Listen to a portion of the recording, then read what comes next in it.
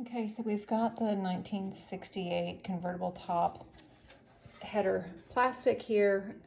It's actually in pretty good shape, but as expected, we've got some problems. So we've got a few cracks here. I've already scuffed these up and cleaned it a little bit with some alcohol. We've got one whole tab broken completely off. More cracks. So over half of the holes have a little crack near them. So what I'm going to do is I'm going to make a tiny hole at the end of the crack to help prevent it from moving further. And then I'm going to use several different things. First, I'm going to provide aluminum tape on the back of it.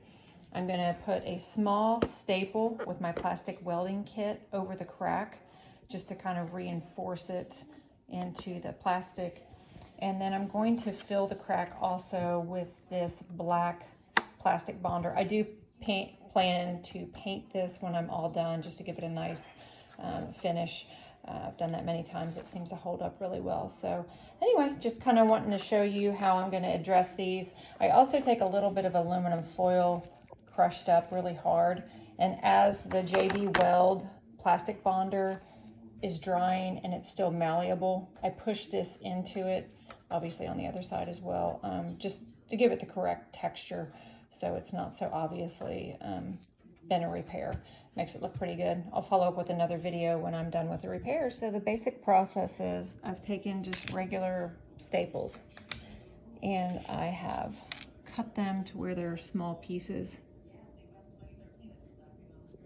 And then I'll just take one of these small little loops or pieces. It works better with tweezers. And then I will place them right over the crack. And you want that to be embedded down in the plastic.